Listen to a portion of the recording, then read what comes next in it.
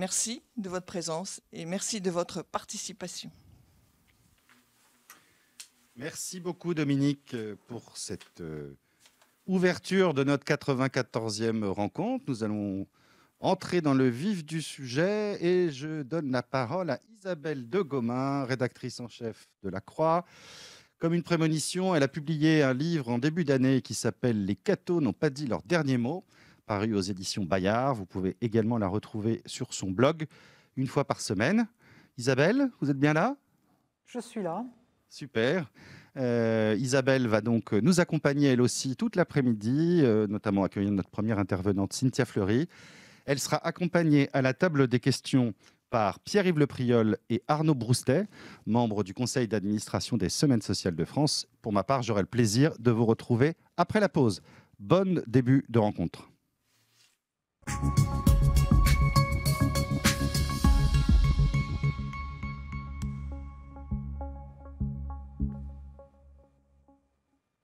Bonjour et merci Alban pour cette présentation. Bonjour à tous qui vous nous suivez par cette télévision grâce à KTO. Alors effectivement, on va commencer cet après-midi avec une première discussion avec Cynthia Fleury. Cynthia Fleury, donc vous êtes philosophe et psychanalyste, professeur titulaire de la chaire Humanité et Santé au Conservatoire national des arts et métiers notamment. Et vous avez écrit de nombreux ouvrages. Alors pour notre thématique sur l'engagement, j'en retiendrai peut-être 3. Le premier, c'est La fin du courage, la reconquête d'une vertu démocratique, que vous avez publié chez Fayard en 2010. Je voudrais aussi citer ici Les Irremplaçables, un très bel ouvrage que vous avez publié en 2015 chez Gallimard. On en retrouve beaucoup de sujets, me semble-t-il, liés à notre discussion de cet après-midi. Et puis, votre dernier ouvrage que j'ai là, Sigil amer, Guérir du ressentiment, publié également chez Gallimard. Alors, vous allez intervenir pour une demi-heure, une grosse demi-heure, et puis ensuite, chers téléspectateurs, vous pouvez poser des questions et on nous les transmettra donc, pour la seconde demi-heure. Alors le titre qu'on vous a proposé pour cette conférence, c'est pas rien, hein. Qui suis-je pour vouloir changer le monde? Alors peut-être qu'on va commencer par, justement par ce que vous dites en début de votre livre. Alors on est aujourd'hui effectivement, comme l'a bien dit Dominique Quignot, dans une crise, face à une crise sanitaire, une crise économique, une crise sociale, une crise politique, crise de confiance, de défiance par rapport aux institutions. Peut-être un sentiment de perdre la main, hein, ce que les écologistes nomment la solastalgie, c'est-à-dire finalement, c'est pas la peine d'agir, de toute façon, le monde est foutu et l'environnement va à sa perte. On a cette idée d'un destin, mais d'un destin qui nous échappe, sur lequel on n'a pas de prise. Et alors vous sortez un livre, vous êtes assez gonflé, parce que dans le préambule, il y a cette phrase qui est intéressante. Il y a une décision, écrivez-vous, il y a une décision, il y a un parti pris, un axiome, 2 points. Ce principe intangible, cette idée régulatrice, c'est que l'homme peut, que le sujet peut, que le patient peut. Ça paraît un peu une provocation, il suffit de pouvoir aujourd'hui. Alors, non, c'est pas une provocation, mais ça reste néanmoins une décision morale, un pari presque. Je voulais bien dire que je voyais tout l'aspect, si j'ose dire, biaisé de ce que j'allais proposer, puisque indépendamment de dire, voilà, oui, bien évidemment, vous l'avez nommé, il y a des conditions objectives du ressentiment, ou en tout cas de la difficulté, de la souffrance, de la colère, de l'envie de vengeance, que sais-je, tout ça, ça existe. Donc il ne s'agit pas de le nier, et on connaît tous, je dirais, la réalité de ce qu'on appelle la psychodynamique, c'est-à-dire tout le milieu qui, bien évidemment, vous impacte. Le sujet n'est pas hors sol, le sujet, il est dans un milieu, il est investi par ce milieu. Si ce milieu est toxique, je dis de manière très large, toxique, hein, en tout cas, si ce milieu, chaque jour, vient le remettre dans sa vulnérabilité, il est évident que ça a un impact. Donc, je ne voulais pas nier cela. Mais en même temps, je voulais prendre cette décision de dire, écoutez, entre le déterminisme total et le fait qu'éventuellement, il y ait une possibilité d'un pas de côté, il y ait une possibilité de liberté pour l'homme qui se situe dans l'extraction par rapport à cette détermination socio-économique, culturelle, etc., psychique, je fais ce pari-là. Donc je choisis mon camp.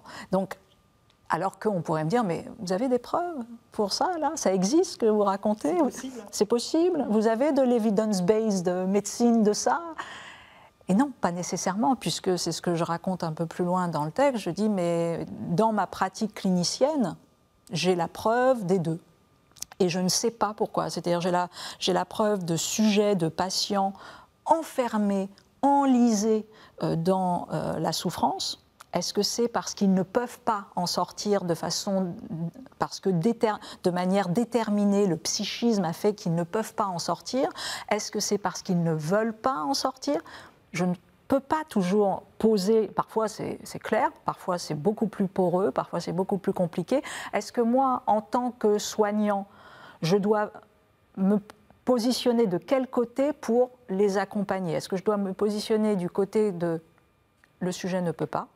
Et est-ce que c'est comme ça que je vais produire un accompagnement le plus vigoureux possible? Ou est-ce que c'est plutôt, même si ce n'est pas nécessairement toujours juste, voilà. Et donc c'est ça. Donc l'idée régulatrice, c'est ça, c'est de dire, écoutez, j'ai bien conscience, il y a une décision morale, mais cette décision morale, elle est que l'homme peut. Et que malgré tout, si l'homme peut, à ce moment-là, tout notre travail, à tous, à la fois individu et collectivité, donc il ne s'agit pas du tout de dire seul l'individu est responsable. Je crois vraiment que le livre fait la part, et en redonnant absolument l'obligation à l'institution collective, les institutions, de faire leur part justement pour venir accompagner tout simplement les individus dans une démarche capacitaire. Mais oui, il y a aussi un impératif moral du côté de l'individu de se dire je dois pouvoir et de faire en sorte que, et mon travail, malgré tout, puisque je ne fais pas de la politique, mon engagement n'est pas celui en tout cas du système politique au sens de politicien, mais mon engagement il est politique du côté de l'éducation et du soin. J'accompagne cet individu pour qu'il aille vers ces approches capacitaires, encore une fois, de la vulnérabilité, et donc qu'il valide le fait que c'est possible. Alors c'est possible, mais c'est vrai qu'on a le sentiment qu'on est aujourd'hui dans une société à qui, enfin en tout cas dans des institutions, dans un État, à qui on demande toujours de plus en plus de protection. C'est vrai qu'on a le sentiment que le citoyen est d'abord une victime aujourd'hui. Oui. Et c'est vrai que le dernier discours du président Macron a été très intéressant pour ça, parce qu'il a fait un catalogue des catégories de Français qui sont tous victimes aujourd'hui de quelque chose. Et donc lui, il répondait finalement à chaque catégorie victime. Alors est-ce que ça, c'est pas quelque chose qui gêne justement pour l'engagement? C'est-à-dire ce fait qu'on nous victimise un peu et que du coup, on ne s'engage plus. Alors, c'est tout le problème, parce que la reconnaissance de la souffrance, elle est absolument nécessaire au sujet, parce que sinon vous avez un sentiment inique d'une double peine. Donc non seulement vous subissez une souffrance, mais en plus on vient vous expliquer que cette souffrance, elle n'existe pas. Donc c'est doublement violent. Donc bien évidemment que la reconnaissance d'une souffrance, l'objectivation de cette souffrance, elles sont absolument nécessaires, ne serait-ce que pour lutter. Donc il faut que, malgré tout, reconnaître. La question, c'est de savoir si la vérité psychique d'un sujet, elle est au même endroit que la vérité politique, que la vérité historique, que éventuellement la vérité juridique. Pour ma part, je pense que non. C'est-à-dire que pour un sujet, il est dangereux à un moment donné de rentrer dans une essentialisation victimaire. C'est-à-dire de considérer que psychiquement, il est victime. Alors oui, dans un premier temps, mais pour en sortir, il va falloir aussi qu'il se positionne ailleurs.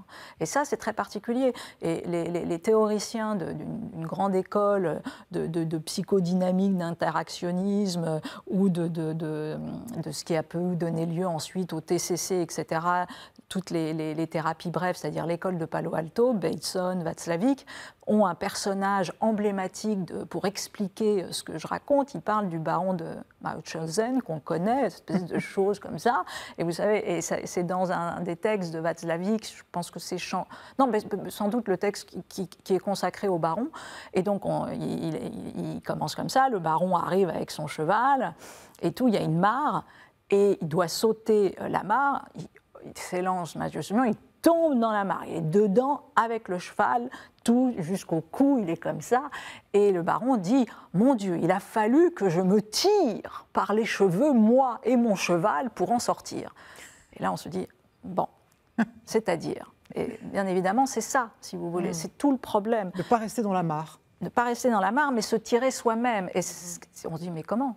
Il n'y a pas d'appui, ce n'est pas quelqu'un qui m'a tiré de là.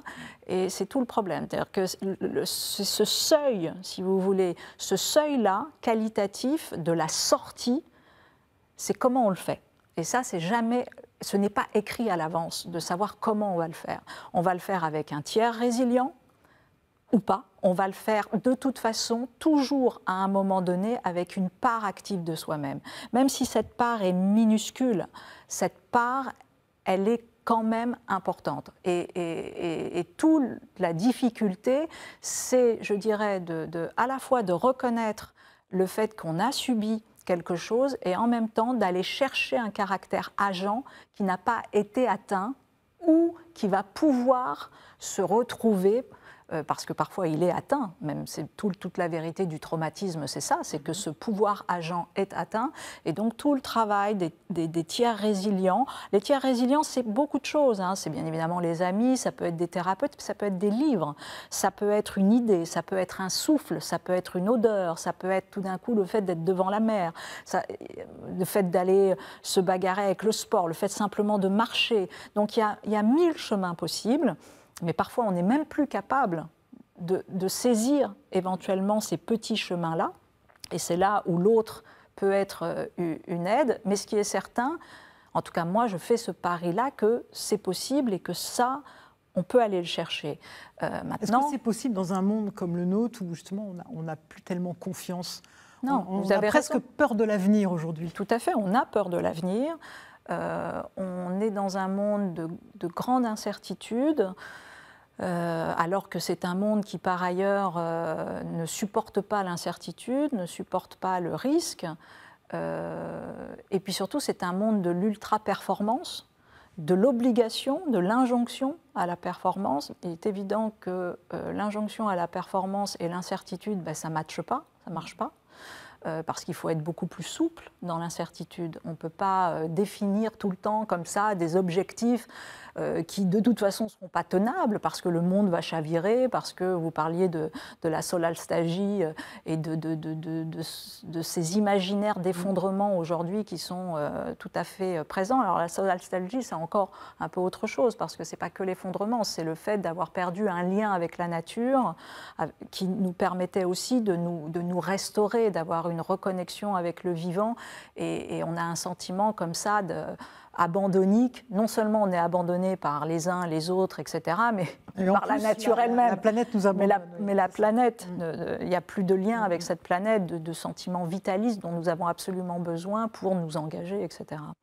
Donc, vous avez raison que la crise de confiance qui est la nôtre aujourd'hui, elle nous atteint, et que bien évidemment, mais c'est hélas un cercle vicieux, c'est-à-dire que moins il y a de confiance, moins il y a une envie d'engagement, mais moins il y a d'engagement, moins il y a de confiance. Donc à un moment donné, ce seuil qualitatif, le fait de faire rupture en disant malgré tout j'y vais, il est quand même nécessaire. Donc là l'enjeu c'est quoi? C'est de voir que ceux qui sont les moins fracassés, je vais le dire comme ça, ceux qui sont les moins atteints, se forcent, s'obligent d'une certaine manière à l'engagement pour redonner un peu de résilience, pour ramener de la résilience à ceux qui sont plus vulnérables en ce moment et qu'ils retrouvent un peu de confiance et qu'ils redécouvrent leur puissance d'agir. Et c'est comme ça, dans cette solidarité qui va préexister de nouveau, que l'engagement va venir Voilà, on va pouvoir... Parce que par ailleurs, une fois qu'on a remis un tout petit peu le pied dans l'engagement,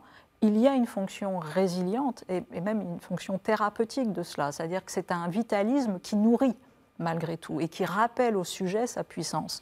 Donc c'est engagement, encore une fois, de façon de façon très extensive. Engagement au sens très freudien de investissement libidinal, c'est-à-dire la manière dont j'investis le monde. D'accord, mais c'est intéressant ça. La manière dont je porte mon désir vers autre chose que moi. Voilà ce que c'est. Donc c'est une question de sublimation, mais c'est une question tout simplement d'acte de présence. Et ce que vous dites très bien d'ailleurs, c'est que c'est presque une condition aujourd'hui pour la démocratie. Ah, d'ailleurs, dans Les Irremplaçables. Dans Les Irremplaçables, on est irremplaçable, en fait. Voilà. Alors, vous avez eu la gentillesse de rappeler un peu les livres. Et c'est vrai que je le dis souvent, parce qu'en même temps, comme ça évite de créer de la déception inutile. Mais j'écris un même livre depuis maintenant 20 ans, donc je n'ai pas besoin de me le dire, je le sais, donc c'est pas très grave. Mais je veux dire par là que dans Les Irremplaçables, c'était, voilà, ce que j'essayais de dire, c'était ça, c'était que nous vivons dans un monde de réification, de chosification très très forte. C'est-à-dire ? La réification, c'est l'héritage, en gros, de tout ce qu'on a appelé la rationalité instrumentale, c'est-à-dire de considérer l'autre non pas comme un être, non pas comme un sujet, donc la dignité de l'autre importe peu, mais en revanche, ce qui est important, c'est l'autre comme instrument. Alors, instrument de mon désir ou instrument de production, mais en somme, objet, chose, res. Donc la réification, c'est comment j'ai un rapport à l'autre qui, de toute façon, ne prend pas en considération son altérité, ce qu'il est, son sujet. Et donc, c'est des systèmes pervers, bien évidemment, c'est des systèmes hyper-productivistes, c'est des systèmes du quantitatif, on mesure, et l'autre ne vaut que par le chiffre qu'il représente, etc., etc. Donc, tout ce monde néolibéral est quand même charrie cette rationalité instrumentale de façon très, très forte. Le seul souci, c'est que cette rationalité instrumentale, en premier effet, qu'est-ce qu'elle va faire ? Elle va rendre malades les individus.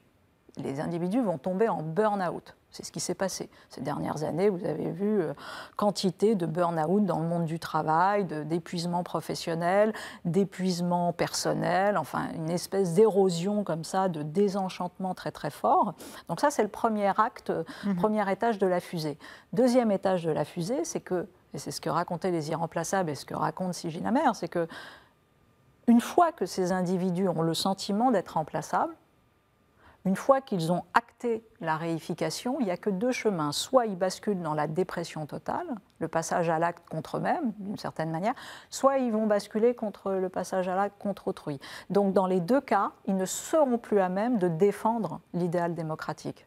C'est ça le problème. C'est-à-dire que si vous êtes très très cynique, nous sommes 7,5 milliards d'individus, vous pouvez considérer qu'après tout, les politiques néolibérales détruisent les individus. Bon, vous êtes cynique, c'est grave, mais nous sommes nombreux, c'est pas si grave. Bon, très bien.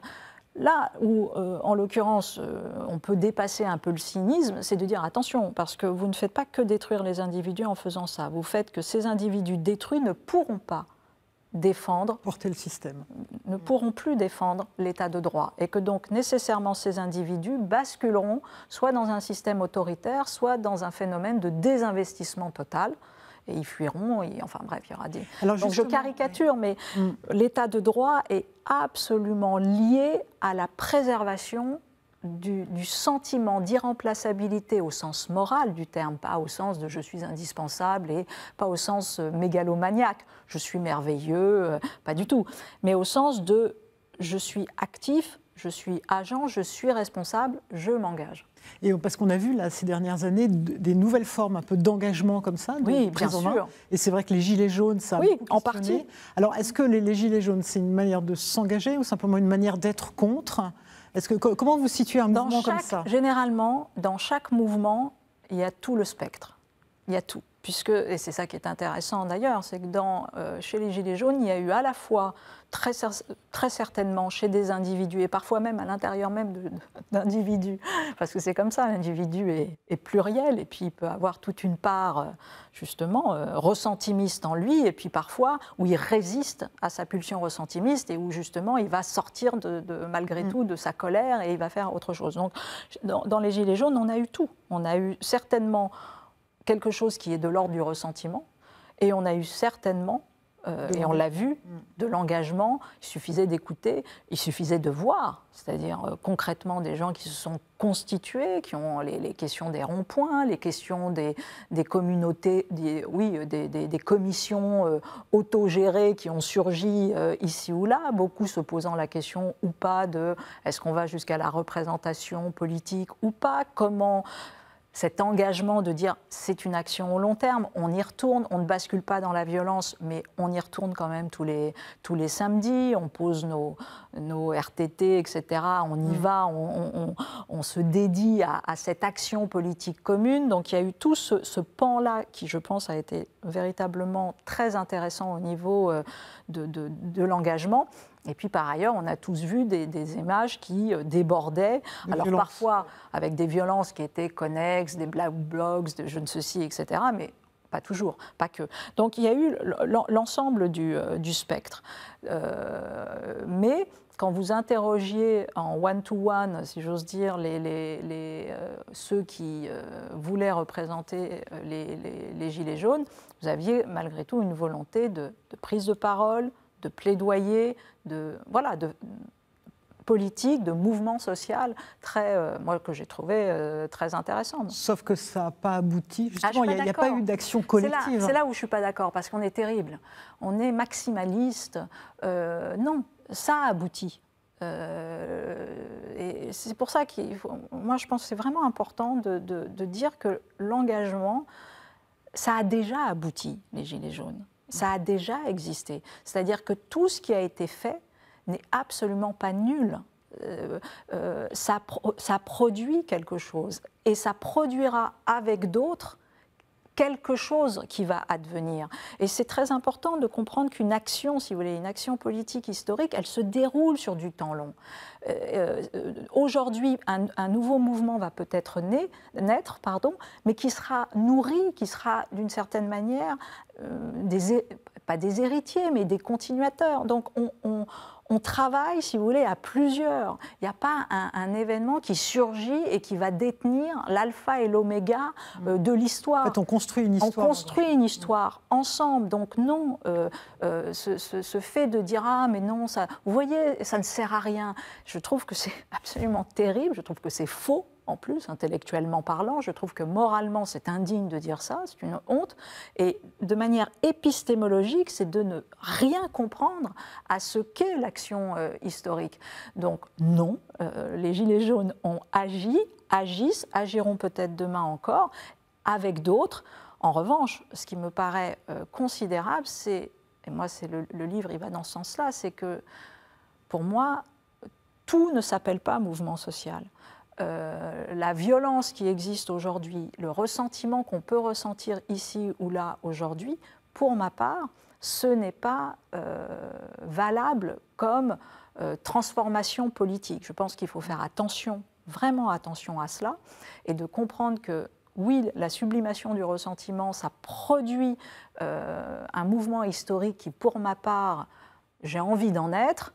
Le ressentiment comme mouvement historique, ça produit quelque chose qui a déjà existé, qu'on connaît par cœur et qui nous emmène dans 10 ans d'involution, de régression populisme, dangereuse, dramatique, qui a existé, qui existera hélas encore sans doute.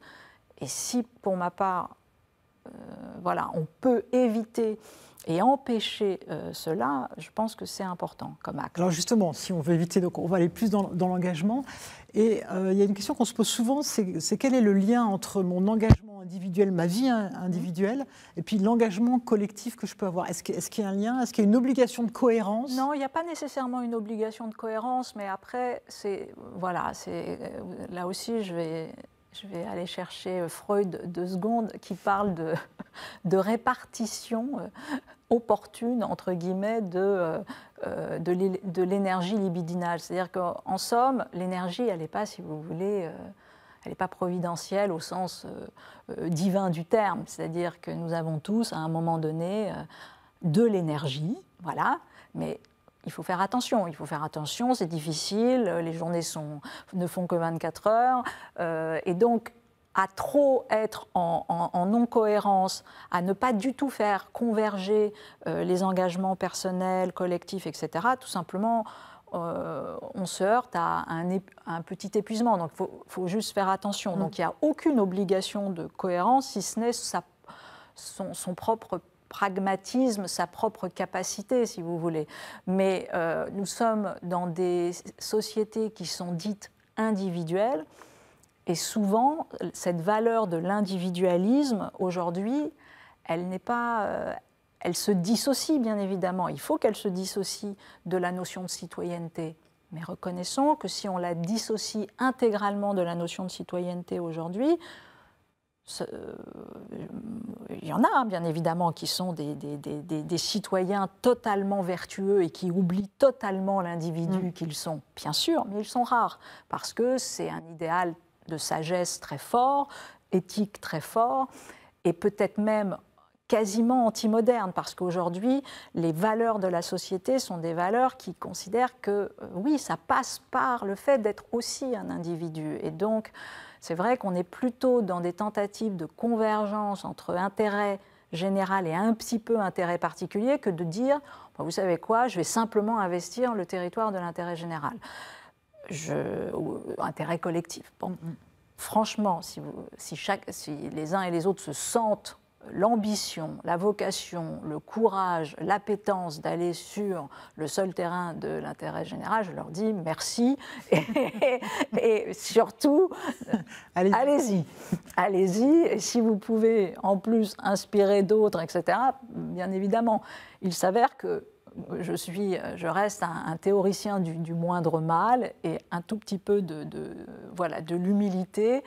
Et c'est vrai que, en l'occurrence, déjà, si on peut faire converger des engagements qui prennent en considération peut-être un peu un engagement personnel, mais un engagement aussi qui vient s'interroger sur la question du partage, sur la question de qu'est-ce qui vient résonner au niveau collectif, bah c'est tout à fait... Ne mettons pas la barre trop haut, quelque part. Disons que je ne voudrais pas que, sous prétexte de mettre la barre trop haut, on ne la mette pas du tout et on n'y aille pas. Il vaut mieux rien faire que donc ce que disait le pape tout à l'heure. Voilà, c'est juste ça. Je me méfie des éthiques maximalistes de pureté parce que très souvent, elles ont plutôt tendance à produire de l'alibi pour ne pas faire, pour ne rien faire. Alors, il y a une notion qui n'est pas tellement présente dans ce livre-là, c'est la fraternité, j'ai trouvé. À un moment, vous en parlez de manière assez pessimiste à propos de Caïn et Abel, en disant on voit bien qu'on ne peut pas être frères, etc. Alors, quand même, pas tout à fait comme ça, on croit, la fraternité, c'est quand même un élément important pour l'engagement, me semble-t-il. En même temps, vous parlez de séparation, qui est intéressant aussi pour s'engager. Alors, je parle, alors c'est vrai que c'est un terme qui est tout à fait important. Là, pour le coup, je renvoie au fait de dire, en gros, c'est quoi la fraternité? Donc, bien évidemment, en disant, non, on ne raconte pas ce grand épisode biblique qui dit quelque chose, mais qui n'est pas, de fait, ce qui vient dire la vérité du sentiment universaliste très particulier et qui nous rattache à la condition humaine, avant de nous rattacher à... tel ou tel, ce n'est pas la fratrie, c'est quelque chose qui est bien au-delà. Et donc je crois à cette fraternité-là, qui est une fraternité d'esprit, de cœur, universelle, de valeurs, et qui n'est pas une fraternité clanique ou ethnique ou de sang, etc. Donc ça, c'est tout à fait évident. Mais sans faire une querelle de mots, on parlait de confiance, on parlait de solidarité. Voilà ce qui se joue, c'est-à-dire que cette affectio societatis que nous pouvons construire les uns avec les autres, se vivre ensemble, ces affinités électives, pareil, cette volonté, encore une fois, d'avoir des dépendances choisies, c'est-à-dire que nous sommes interdépendants. Nous ne sommes pas autonomes, nous fonctionnons sans cesse les uns avec les autres, mais nous essayons d'avoir des rapports qualitatifs, réciproques, co-émancipateurs. C'est-à-dire que je cherche mon émancipation, mais l'enjeu, c'est que je ne produise pas mon émancipation sur ton dos, entre guillemets, à tes dépens. Donc ces émancipations réciproques, elles demandent nécessairement la conscientisation d'une fraternité. Donc, oui, et un des univers d'ailleurs d'expérimentation de cette fraternité, c'est l'engagement dans la société, c'est l'engagement dans tout simplement l'action. Il y a une manière très incarnée de vivre cette fraternité. Et cet engagement, il doit être aussi encouragé par l'État ? Oui, d'ailleurs il l'est. Il l'est parce que si vous voulez... faut pas, il l'aide au sens, alors l'État au sens non pas de gouvernement, mais de grandes et vieilles institutions françaises. Nous avons aujourd'hui un corps associatif, par exemple, avec la loi de 1901, extrêmement prolifique. Je ne veux pas vous dire le nombre d'associations qui tous les jours sont créées, mais c'est quand même très considérable. C'est un outil très simple, mais c'est un outil très important. C'est toute la possibilité de donner du mécénat, de permettre de la fiscalité. C'est des choses qui sont très concrètes. C'est-à-dire qu'en gros, ça permet, quand vous voulez vous engager financièrement, vous avez une possibilité par l'impôt, on va vous restituer, que sais-je, etc., etc. Donc, il y a un engagement, il y a malgré tout une tradition française d'éducation populaire, d'université populaire, malgré tout de société civile, même si nous ne sommes pas la société anglo-saxonne, nous avons une tradition particulière de la société civile qui est très très importante. Donc non, c'est présent. Est-ce que ça pourrait descendre de plus en plus sur des âges plus jeunes, avant 18 ans? Parce que, par exemple, la loi 1901, c'est pas avant 18 ans. Mais malgré tout, les projets collectifs dans les écoles, le service civique universel qui pourrait être beaucoup plus, avancé. Enfin, il y a quantité comme ça d'outils aujourd'hui qui peuvent être, sollicités. Je pense par exemple à un outil qui vient d'être créé et qui est pour l'instant inexistant sur le papier, les délégués, vous savez, les délégués dans les classes qui sont dédiés justement au réchauffement climatique, à l'environnement, à tout ça. Ça paraît ridicule. Ça dépend comment vous... Vous parlez beaucoup d'éducation d'ailleurs. Oui, parce que c'est là où tout commence, c'est matriciel, si vous voulez. Il est évident que si on invite nos élèves dès la petite section jusqu'au lycée et au-delà à produire un projet collectif avec les autres à destination de la société, il est évident que oui, ça viendra les nourrir d'une certaine manière, ça viendra créer un ethos, ça viendra créer un habitus particulier. On le fait. De dire qu'on ne le fait pas, c'est faux. Dire qu'on pourrait le faire encore davantage, oui, je le pense. Je pense vraiment que l'école au sens très très large, très très extensif, et que l'éducation tout au long de la vie, tout simplement, nous enseigne à la fois des contenus essentiels de savoir, des méthodes d'apprentissage, de la méthodo, de la compétence, de la technicité, des humanités pour... voilà. Et puis, nous enseigne ce qu'on a appelé un savoir-être, des logiques plus existentielles. Je pense que oui. Je sais que j'ai quantité de collègues enseignants qui disent non, notre travail, c'est le contenu. La vérité, c'est que non. L'acquisition des savoirs. La vérité, c'est que c'est impossible Moi aussi, j'adorerais ne produire que du contenu, mais la vérité, c'est que les êtres humains arrivent à l'école avec ce qu'ils sont, avec les vulnérabilités qui sont les leurs. Alors, comment on fait si on est bien obligé de prendre aussi, à un moment donné, en charge cet être dans sa globalité? Alors, peut-être, oui, sur l'éducation, on va peut-être y revenir pour les questions. Donc, on va passer aux questions. Alors, avec Arnaud et Pierre-Yves qui font ce travail de fourmi, de rassembler toutes vos questions, parce que je crois qu'il y a eu beaucoup de questions durant cette première demi-heure. Alors Arnaud, vous avez peut-être une première salve de questions à nous proposer pour Cynthia? Oui, tout à fait. Merci Isabelle. Je regrouperai volontiers un premier champ de questions autour de la jeunesse. Beaucoup de questions. Voilà, les jeunes aujourd'hui sont confrontés, comme tout le monde, au Covid, au confinement, à la crise environnementale, d'inquiétude sur l'économie, le chômage, leur insertion. Bref, l'avenir est incertain. Donc, Cynthia Fleury, qu'est-ce que vous diriez particulièrement à un jeune homme ou une jeune fille aujourd'hui de 18 ans qui voudrait changer le monde et plus particulièrement qui douterait de pouvoir le changer? Alors ça tombe bien parce que Cynthia Fleury est enseignante aussi. Donc oui, ils sont un petit peu plus âgés, les miens, en l'occurrence. Alors, c'est terrible parce que je ne dis pas ça pour botter en touche, mais j'avoue que si le problème n'est que le doute, je dirais tout va bien. parce que, en l'occurrence, si le jeune qui vient à moi me dit j'ai envie de changer le monde, mais j'ai peur de ne pas y arriver, je lui dis oh là là, tout va bien.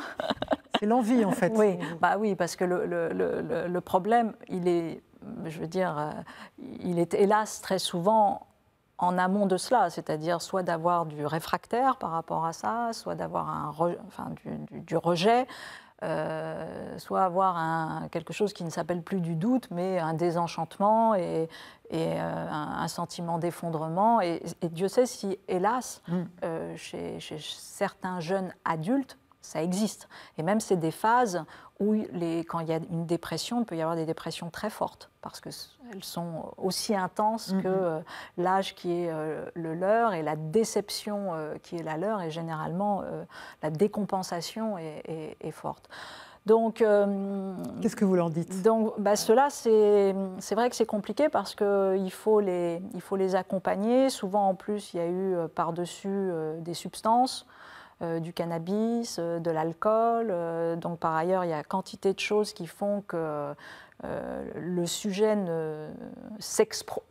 est en situation de dépossession, si j'ose dire, de lui-même. Donc, ça prend du temps. C'est un travail. Il n'y a pas de... Non, il n'y a hélas aucune recette. Ce qui est certain, c'est que cet accompagnement est possible.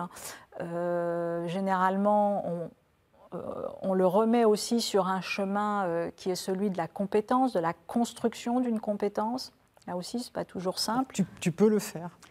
Oui, tu peux le faire, mais surtout, comment? C'est-à-dire qu'il faut aussi l'accompagner. Il y a quelque chose de très pédagogique et pas simplement de thérapeutique au sens de restitution de la confiance. Il y a quelque chose de méthodologique. Ce sont souvent des étudiants ou des jeunes gens qui ont perdu la méthodologie, le savoir travailler, le savoir se concentrer, la discipline. Donc c'est des choses très pratico-concrètes qu'il faut aussi remettre en place. Donc il n'y a pas que le niveau méta, si j'ose dire, il n'y a pas que le niveau du sens, que le niveau même du soin. Il y a un côté très, non pas aide au devoir, mais un petit peu quand même, c'est-à-dire parce que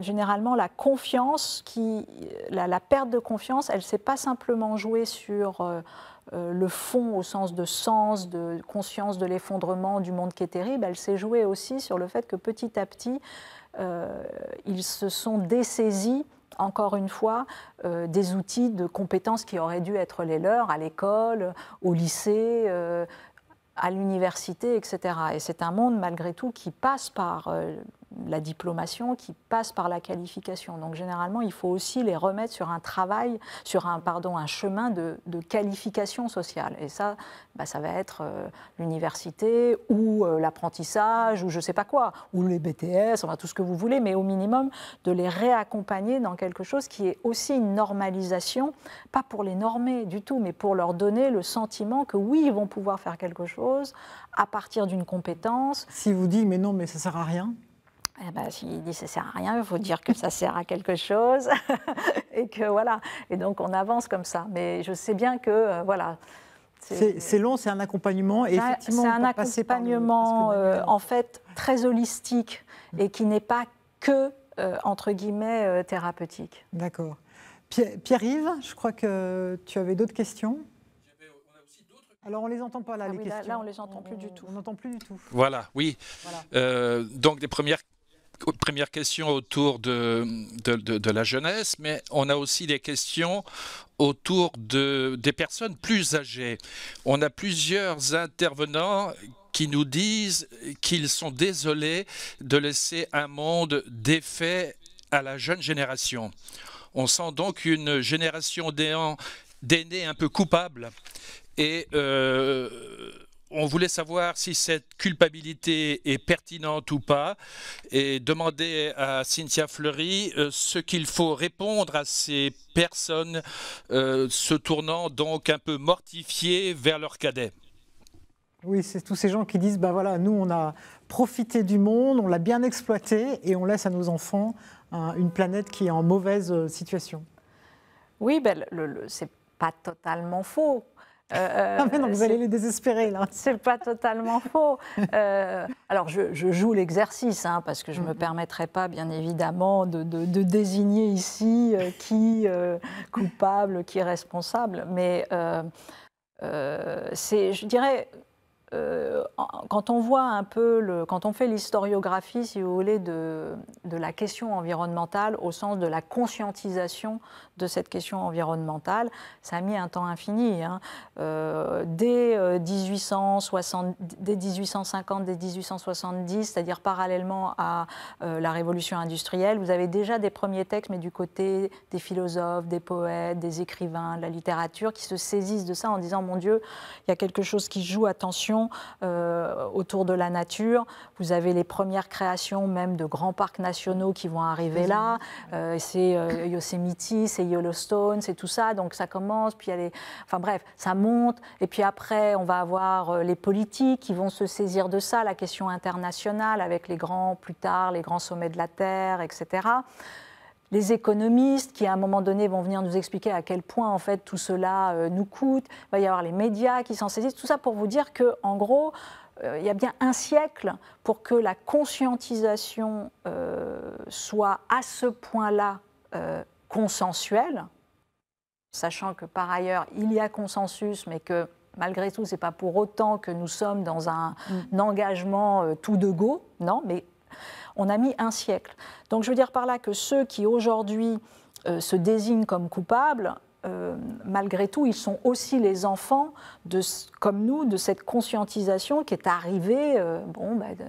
Alors voilà, on peut toujours être plus intelligent que son époque, si j'ose dire, j'entends bien, mais il n'empêche que cette culpabilité, à un moment donné, nous la portons à plusieurs. Bon. Mais justement, est-ce qu'elle n'est pas un frein à l'engagement, la culpabilité ? Voilà, c'est tout l'enjeu. C'est pour ça qu'à nos chers aînés, il faut leur dire, écoutez, la culpabilité, c'est une chose, ça vous regarde d'une certaine manière. En revanche, si cette culpabilité, encore une fois, est utilisée comme un alibi pour ne pas, là, ici et maintenant, nous accompagner, nous, générations, et puis bien évidemment ceux qui vont arriver dans un autre destin, c'est dommage. Donc je veux dire par là qu'il y a aujourd'hui la possibilité de commencer autre chose. Et d'ailleurs, on a commencé autre chose. Vous avez sur le territoire français et international quantité de personnes qui ont basculé dans des engagements soi-disant dits alternatifs, mais qui en fait ne sont pas du tout alternatifs. Ils sont vrais.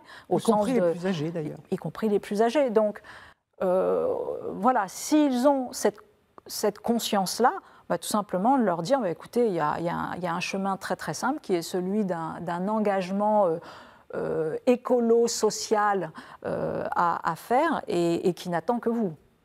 Des petits pas ? Oui, des petits pas, des grands pas, ce que vous voulez, mais en tout cas, aujourd'hui, la possibilité vraiment de se saisir, encore une fois, de cette dynamique-là, elle existe.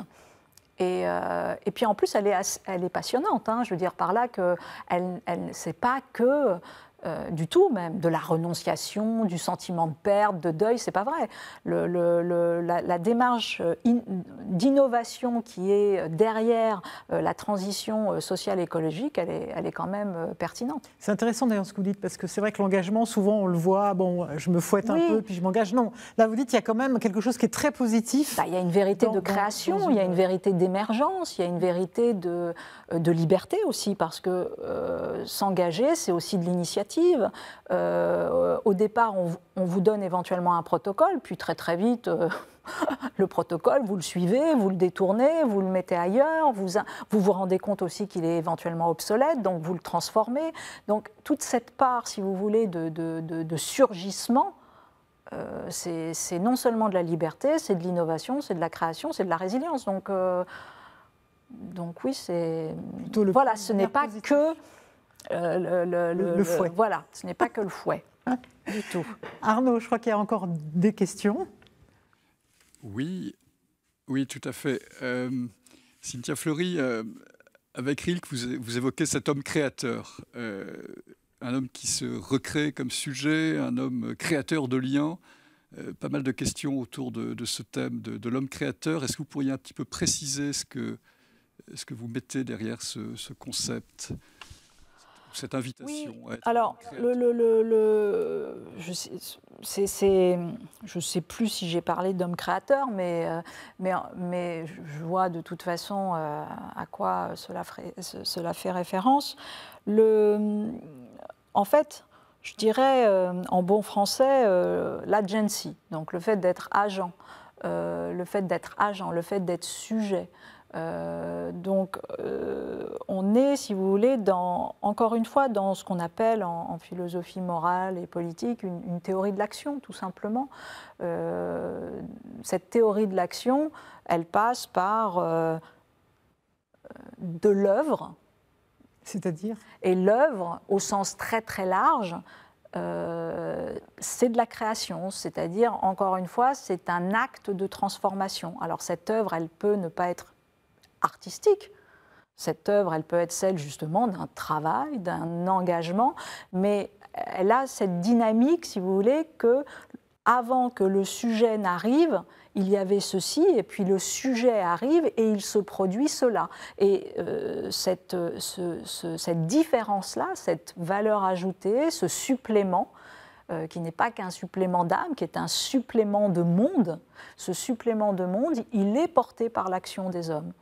Donc, c'est ça que on peut appeler, si vous voulez, cet homme créateur, c'est que nous faisons advenir au monde des pans comme ça, de réels, des possibles, qui tout d'un coup, par notre engagement, vont se cristalliser, vont former des choses, et ces choses-là, elles sont absolument, tout simplement nécessaires pour vivre, parce qu'en plus, on s'en nourrit en plus en rétroaction, et puis on constitue et on avance petit à petit, voilà, on construit le monde avec le réel qui nous est présent. Vous avez le sentiment qu'on ne met pas assez en valeur ça, qu'on ne valorise pas assez cet acte créateur de l'homme quand il s'engage, quand il bâtit le monde ? Malgré tout, si, on le met en valeur, mais peut-être que dans les temps qui sont les nôtres aujourd'hui, on a peut-être, ces dernières années, je parle sur vraiment des échelles qui sont ridicules, minuscules, mais sur les 20 dernières années, 30 dernières années, on a sans doute produit des récits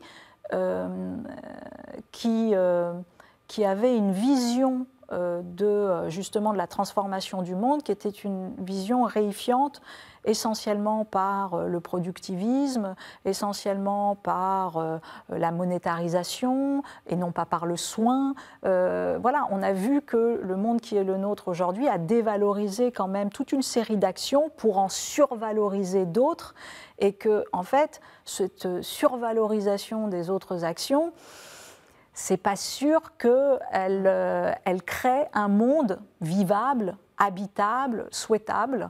Donc voilà, je pense qu'on se réveille, entre guillemets, de ce moment-là, de cette utopie néolibérale, pensant que, voilà, que c'était ça, en fait, s'engager.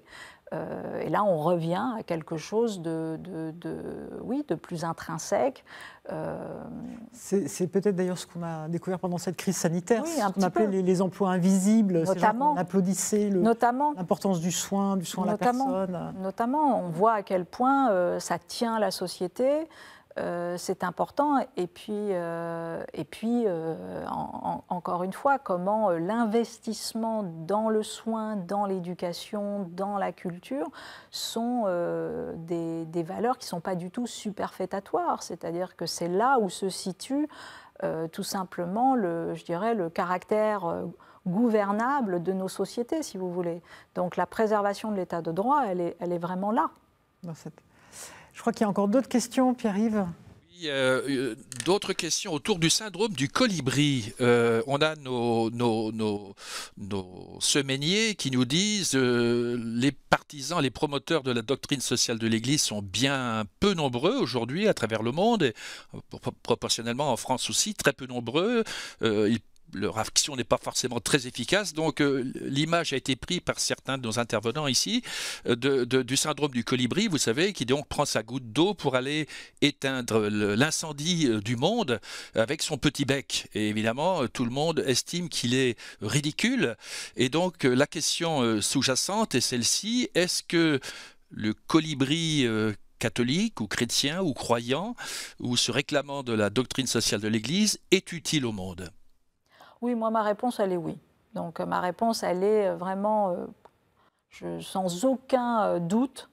D'abord, pour une chose qui est très simple, c'est que le colibri protège le colibri, déjà. Donc, si vous voulez... s'autoprotège. Oui, s'autoprotège. C'est-à-dire qu'il s'autoprotège par le fait que dans un moment d'effondrement, il est protégé par son action. Je ne sais pas s'il réussira ou pas, ce n'est pas le problème, mais déjà, le simple fait d'être dans cette action le protège lui.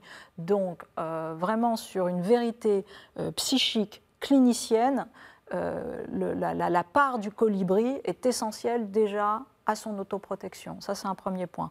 Après, c'est ce qu'on a dit tout à l'heure. Qu'est-ce qui va se sédimenter avec autrui? Qu'est-ce qui va faire que tout d'un coup, cette part-là, elle va s'agréger à une autre, et puis à une autre, puis à une autre, etc. Personne n'a l'histoire a priori de cette dynamique-là. Personne. Donc, pour le coup, on fait sa part. Ça n'empêche pas, bien évidemment, la stratégie. Ça n'empêche pas, à un moment donné, de se poser des questions sur l'amplitude et l'efficace de son action, bien évidemment. La politique. La politique, voilà, le fait tout d'un coup de se dire bah, tiens, comment je peux avoir plus d'impact? Ce sont des réflexions tout à fait pertinentes. Mais, encore une fois, elles ne s'annulent pas. C'est-à-dire que ce n'est pas parce que voilà, ce qui est fait à un instant T, je n'en perçois pas immédiatement l'impact, que je n'ai pas d'impact. Non, j'ai un impact déjà pour moi. Et puis par ailleurs, dans un deuxième temps, oui, bah d'abord parce que je serai revitalisée, restaurée par cette action, bah je vois comment je peux avoir plus d'impact. Et il est évident que la question, vous avez un grand auteur qui s'appelle Hans Jonas, qui a comment dire, théorisé la nécessité de mettre en place des éthiques politiques, des éthiques collectives, en considérant précisément que nous étions dans un monde où la seule action individuelle éthique ne pouvait plus être paradigmatique. C'est vrai, parce qu'on est dans une grande théorie des grands nombres. Il n'empêche que derrière les grands nombres, il y a quantité d'individus et que c'est une histoire de dose.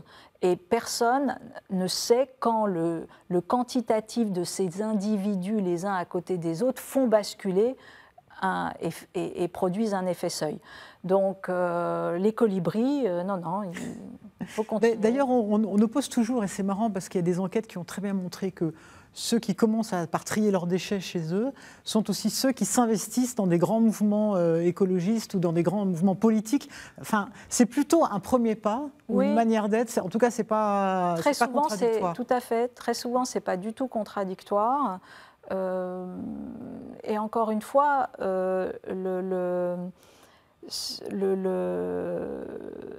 en fait, c'est une transformation globale de l'être.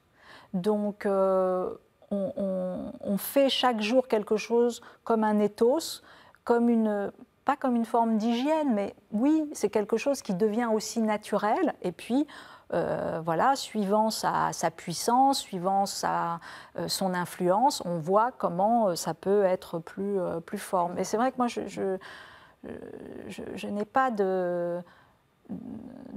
oui, encore une fois, je ne suis pas maximaliste, si vous voulez.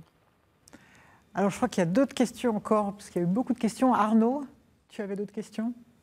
Oui, il y a deux questions de nature différente. Un premier train de questions autour de la question de la faiblesse des plus faibles. On est dans un monde de bruit où on entend plus volontiers le son des forts, le bruit des forts. Voilà, comment faire plus de place à la parole des plus faibles? Et puis un deuxième train de questions, une question philosophique pour Cynthia Fleury. Suis-je inutile si je ne m'engage pas? Ça, c'est une question. Donc, la faiblesse. La faiblesse, j'imagine que oui, c'est quelle est la parole de ceux qui éventuellement sont stigmatisés par une vulnérabilité sociale. Les plus âgés. Je dis sociale parce que c'est la manière dont on perçoit aussi, parce que bon, nous avons une vulnérabilité ontologique en partage, et puis après c'est vrai que nous avons des vulnérabilités de corps qui ne sont pas au même endroit, avec plus ou moins de handicap, etc. Donc oui, c'est évident. Alors nous, donc on a nommé tout à l'heure la chaire Humanité et Santé du Conservatoire national des arts et métiers. Cette chaire a un pendant universitaire qui est la chaire de philosophie à l'hôpital du GHU Paris, psychiatrie et neurosciences. Les deux avaient un problème ils aimaient les noms courts. Donc voilà, c'est là où ils se sont retrouvés dans cette appétence à la synthèse. À la synthèse. Voilà, oui, donc cette chaire qui est une même chaire, qui est reliée. On travaille vraiment à aller sur des approches capacitaires de la vulnérabilité, à essayer justement de co-concevoir avec les plus âgés, ceux qui sont porteurs de maladies chroniques, ceux qui sont bien évidemment avec territoire de la maladie psychique ou que sais-je, ou tel handicap, voilà, les plus précaires. Enfin bref, il y a quantité où on essaye justement d'améliorer l'inclusivité de la norme, la nôtre, en démocratie, par précisément ces points de vue pour venir nous faire que notre norme soit la moins discriminante possible, soit la moins stigmatisante possible. Et puis par ailleurs, ces territoires d'hypervulnérabilité sont des territoires d'hypercontrainte et donc sont nécessairement des territoires d'innovation. Donc, nécessairement. Oui, ce que vous dites un peu, c'est que ça passe par là aussi. Oui, parce que si vous voulez, nécessairement, à partir du moment où on arrête de moraliser, si vous voulez, la question de la vulnérabilité et on arrête de la qualifier ou de la disqualifier, ou simplement on la prend de façon mathématique, de façon, tiens, c'est quoi l'équation ? Cette équation, c'est de l'hypercontrainte. Cette hypercontrainte nous oblige à penser différemment et à produire du concept. Donc, de toute façon, dans la vulnérabilité, il y a des théories de la conception, il y a une générativité de concepts. Il y a de la créativité. Voilà. Et donc, c'est ça qu'il faut, en tout cas, nous, à la chaire, on essaye d'aller attraper cela. Donc, on travaille nécessairement avec eux pour avoir, encore une fois, ces approches d'intelligence. Ça, c'est un premier point. Et puis, suis-je inutile quand je ne m'engage pas ? Non. De toute façon, on n'a pas le droit. Donc, vous savez, hein, il y a des droits. Nous naissons, comment dire, avec des droits et notamment des caractères inaliénables et notre dignité. Donc, de toute façon, il est posé que nous avons cette dignité de l'homme, et cette dignité de l'homme, elle n'a pas besoin de l'utilité sociale ou de je ne sais quoi, elle se suffit en elle-même. Donc on n'a pas le droit de dire qu'on est inutile. Voilà, donc c'est pas... En tout cas, voilà, cette dignité, elle préserve, je dirais plutôt les choses comme ça, cette dignité irréductible de l'homme le préserve comment dire, de se sentir obligé d'être dans un schéma social de ce qu'est l'utilité, puisque j'imagine que c'était quand même cela. Et puis, je ferai une deuxième remarque en appelant chacun à beaucoup d'humilité, parce que c'est très, très, très rare d'être inutile totalement. Et donc, je pense qu'il faut un peu d'humilité et vous verrez bien que, manque de bol, vous êtes quand même utile à un endroit et ça vous a échappé et que l'inutilité totale, c'est en fait totalement, ça n'existe pas. Donc vous voyez, on est coincé de toute façon, soit par une utilité volontaire, soit par une utilité involontaire. Alors, je ne sais pas, Pierre-Yves, tu avais peut-être une dernière petite question? Oui, c'était une conception, une question un peu plus conceptuelle, hein. On sent bien qu'on a besoin dans notre société qui va mal de fraternité, donc c'est un mot qui arrive souvent dans nos débats. On parle beaucoup de vivre ensemble, le mot de convivialité a eu son heure de gloire aussi, et puis nous les chrétiens, bien sûr, la notion d'amour du prochain, c'est quelque chose qui nous parle, mais il y a deux notions nouvelles qui sont un petit peu apparues ces derniers temps dans le paysage de nos semainiers. D'une part, la notion d'amitié sociale préconisée par notre pape dans sa dernière encyclique, et d'autre part cette expression que plusieurs de nos intervenants, de nos semainiers ne connaissaient pas, Madame Fleury, votre notion d'affectio societatis, hein, terme latin. Est-ce que vous pouvez un petit peu, effectivement, notamment ces deux notions d'amitié sociale et d'affectio societatis, nous affiner un peu ce que ça veut dire, en quoi c'est un peu différent peut-être simplement de la fraternité? C'est pas inintéressant. En 1 minute 40, c'est vrai que la grande notion de convivialité, on la trouve chez Illich, hein, donc je vous renvoie parce que vraiment les textes, on peut relire et relire ce grand auteur. Non, mais amitié sociale ou affectio societatis, d'ailleurs, ça pourrait fonctionner. L'affectio societatis, c'est tout simplement ce sentiment civique, ce sentiment de cohésion sociale, de solidarité, de communauté, mais pas au sens de communautaire, comment nous faisons un ensemble qui est aussi vieux que la philosophie politique et morale et qui, en gros, il y a plusieurs théories de l'affectio societatis. Ce qui est certain, c'est qu'une communauté ne peut pas tenir si elle n'a pas d'affectio societatis.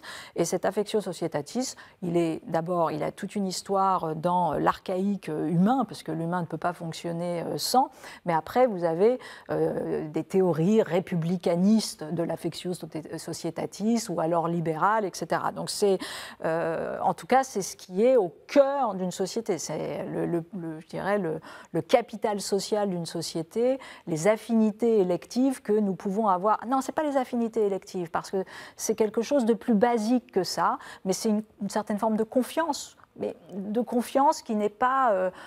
qui n'est même plus intentionnel, si vous voulez, un civisme, voilà, le fait que nous puissions faire un corps commun. Voilà ce que c'est que l'affectio societatis. Et l'amitié sociale, oui, ça me va tout à fait. On pourrait reprendre la vieille notion aristotélicienne de philia.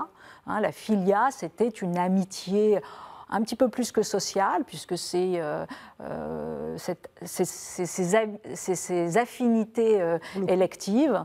Non, moi je trouve que j'aime bien la notion d'affectio societatis parce que c'est un tout petit peu en deçà de l'amitié sociale. C'est-à-dire que, encore une fois, c'est... Je ne mets pas la barre trop haut. Je ne mets pas la barre trop haut. Je pense que l'amitié a besoin d'un engagement qui est un engagement totalement volontaire. Je pense que la société, en revanche, peut fonctionner avec un civisme plus léger, une civilité, mais en revanche, un sentiment civil qui est absolument nécessaire tout simplement pour nous protéger les uns des autres. Voilà, on retiendra ça, ce sentiment civique nécessaire, cette affectio societatis. Je crois que c'est un peu le mot de la fin et c'est intéressant parce à partir de cette base, un peu une théorie de l'action en fait, que vous nous avez dressée là, on va pouvoir maintenant voir comment concrètement, dans un certain nombre de domaines, on peut véritablement s'engager. Donc merci beaucoup Cynthia Fleury pour cette heure de discussion. Et puis après ces deux séquences. À tout à l'heure.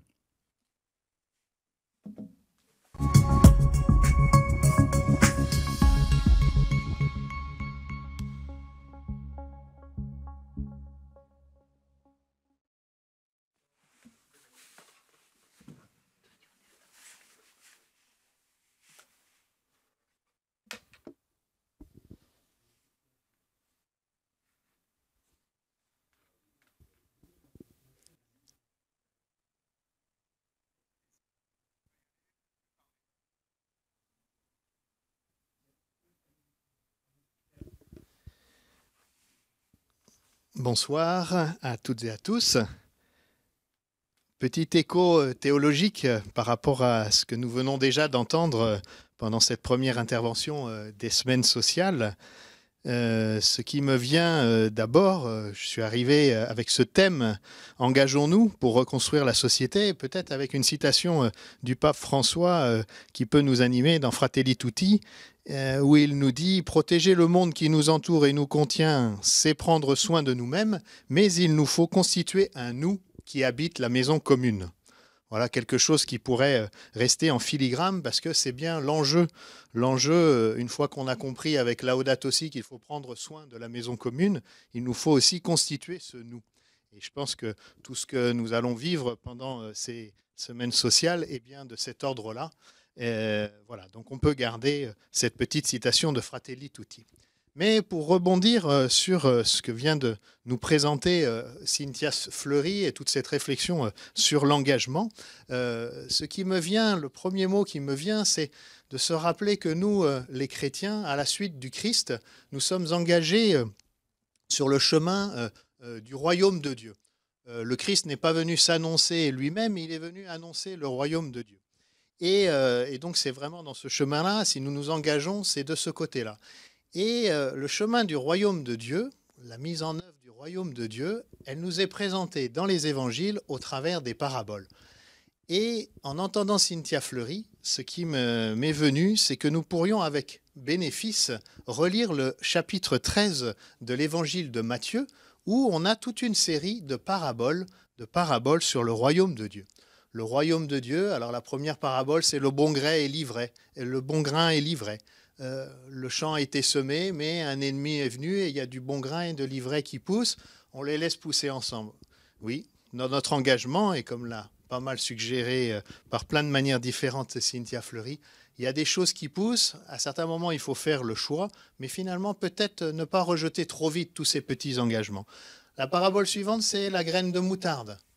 La graine de moutarde qui est toute petite et qui devient le plus grand de tous les arbres, où même viennent nicher des oiseaux. Encore une fois, nos engagements portent du fruit, mais peut-être qu'on ne les voit pas tout de suite. On a encore la parabole du levain dans la pâte, la parabole du trésor caché dans le champ, la parabole du négociant de perles fines. Voilà, dans ces paraboles, c'est la question du désir. Quel est finalement le désir et comment mon désir va me permettre d'aller m'engager jusqu'à acheter le champ pour récupérer le trésor ou vendre toutes les perles pour récupérer la perle fine. Et puis le levain dans la pâte, on est toujours aussi dans cette logique que peut-être il y a des choses qui ne se voient pas et qui finalement portent du fruit. Puis la dernière parabole intéressante du chapitre 13 de Matthieu, c'est le filet qu'on jette à la mer. Le filet qu'on jette à la mer et qui ramène plein de poissons. Là encore, peut-être ce que je retiens et qui fait résonner dans la parabole, dans cette parabole pour le royaume, c'est cette dimension de jeter large. Voilà. Peut-être que le chemin du royaume de Dieu, exprimé dans les paraboles, peut nous redynamiser pour comprendre en quoi nous pouvons nous engager. Une autre réflexion que j'aimerais apporter aussi dans cette réflexion sur qui suis-je pour m'engager et finalement ce risque toujours de désespérer parce que finalement dans le monde actuel, que pouvons-nous faire quoi, c'est de se rappeler toute la dynamique de la doctrine sociale de l'Église, de la pensée sociale de l'Église qui nous anime ici aux Semaines sociales de France. Toujours se rappeler que cette tradition dans l'Église catholique a toujours mis en valeur à la fois le chemin de la conversion personnelle, de la transformation des personnes, vraiment de ces dimensions de conversion, et le chemin de la transformation, du changement des structures, des institutions. C'est une bonne manière de l'illustrer, c'est de se rappeler dans Laudato Si comment le pape parle à la fois de conversion écologique et puis de révolution culturelle, quoi. Voilà. On peut dire aussi dans Fratelli Tutti, qu'on vient de recevoir, cette dimension est très très forte. La fraternité, on peut la penser comme développer des relations interpersonnelles qui soient du type de la fraternité, mais toute l'encyclique montre bien que c'est cela qui doit transformer, que cette manière de transformer nos relations interpersonnelles, c'est aussi pour transformer les structures, ou encore une fois, toute la réflexion est comment avoir une société qui permette des relations fraternelles. Et donc je retiens simplement aussi pour garder ça, cette image, cette parabole du bon samaritain, où à la fois le bon samaritain nous montre ce modèle qui est non pas d'être indifférent, mais d'être sensible à la souffrance du blessé, et en même temps, pour faire cela, il a besoin de s'appuyer sur un aubergiste, il a besoin de s'appuyer sur la circulation de l'argent. Et le pape même va nous dire, regardons le modèle du bon samaritain, c'est un texte qui nous invite à raviver notre vocation de citoyen. Voilà, le texte du bon samaritain, ce n'est pas simplement quelque chose qui va toucher dans nos relations interpersonnelles, mais vraiment dans la dimension sociale, dans la dimension de citoyen. Voilà, c'est des petits éclairages, mais je vais laisser la parole à Agnès pour un autre éclairage théologique sur ce que nous venons d'entendre.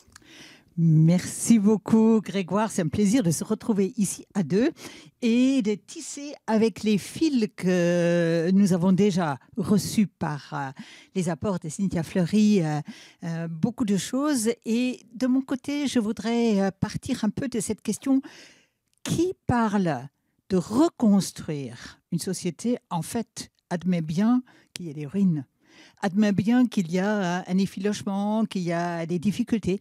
Et du coup, en tant que théologien qui puise toujours d'abord du côté de la Bible, je suis allée voir dans le Premier Testament, est-ce qu'on parle de ces situations où une société s'est déconstruite. Et je suis tombée sur deux personnages, Esdras, un scribe du VIe siècle, et un gouverneur appelé Néhémie du même siècle, et le peuple vient de vivre un échec terrible. Et il s'agit de rentrer, mais on ne sait plus qui on est, une question d'identité, il n'y a plus d'unité, et il n'y a plus de culte, et il n'y a plus d'avenir. Donc, comment faire dans ces situations-là? Et je trouve que c'est très intéressant de voir comment on construit à partir de là la première question, on se sent trop seul, quelle est notre identité? On en revient à se dire, mais quelle est ma généalogie? Une généalogie spirituelle, évidemment beaucoup plus pour nous aujourd'hui que la généalogie biologique ou d'un peuple. Là, on peut toujours discuter un peu, mais pour moi, c'est la question spirituelle. Nous ne sommes pas beaucoup, mais nous ne sommes certainement pas seuls. Quand on regarde les centaines d'années où d'autres avant nous ont osé se dresser. Donc c'est la question de la généalogie. On peut faire appel aussi à la capacité de célébrer dans l'aujourd'hui quelque chose qui concerne les créateurs de tous, de tous les mondes, de tout le monde. Donc cette capacité de laisser le travail s'arrêter un moment et chanter ou se lamenter peut-être. Mais en tous les cas, le culte. Et dernier point, c'est le projet. Mais nous, ce qu'on fait assez souvent, on veut commencer par le projet. On dit, ouais, les deux autres, c'est pas trop important. Et là, du coup, c'est le burn-out, comme disait Cynthia tout à l'heure, où c'est l'épuisement, c'est le découragement, parce qu'on trouve que ça ne va pas du tout. Si, par contre, on arrive à bien poser les trois piliers, je ne sais pas qui de vous est à la campagne et sait encore comment on faisait la traite des vaches autrefois, c'était un trépied. Donc, si on veut bien travailler, il faut avoir appui sur trois choses. Voilà. Quand les évangélistes parlent, c'est à peu près la même chose, c'est un désastre politique, spirituel, économique à l'époque. Et les évangélistes mettent dans la bouche des ressuscités des choses absolument incroyables.